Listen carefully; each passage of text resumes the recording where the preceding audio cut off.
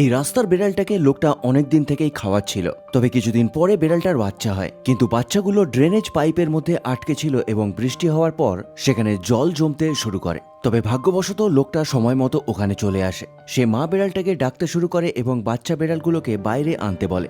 জলের লেভেল ধীরে ধীরে বাড়ার সাথে সাথে বেড়ালটা 3টে বাচ্চাকে বাইরে নিয়ে আসে। তবে লোকটা জানতো যে ভেতরে আরও আছে। সে বারবার মা বেড়ালটাকে রিকোয়েস্ট করতে থাকে যে আবার ভেতরে যেতে এবং বাচ্চাগুলোকে আনতে। বেড়ালটা প্রথমে ওখানে ঢুকতে ভয় পাচ্ছিল, কিন্তু তবুও সে যায় এবং একটা বেড়াল বাচ্চাকে নিয়ে আসে। এদিকে পাইপের মধ্যে জলের লেভেল ধীরে ধীরে বেড়েই চলেছিল। এই জন্য প্রাণের ভয়ে ওই বেড়ালটা ভেতরে ঢুকতেই চাইছিল না, কিন্তু লোকটা বারবার তাকে ভেতরে যাওয়ার জন্য রিকোয়েস্ট করতে থাকে। তাই সে ভেতরে যায় এবং আরও একটা বাচ্চাকে বের করে আনে। এবার শুধু পাইপের মধ্যে থেকে একটা বেড়ালের আওয়াজই শোনা যাচ্ছিল। তাই ভয়ে ভয়ে হলেও বেড়ালটা আরও একবার ওই পাইপের মধ্যে যায় এবং বাচ্চাটাকে বাইরে নিয়ে আসে। আর এইভাবেই লোকটার সাহায্যে বেড়ালটা তার বাচ্চাগুলোকে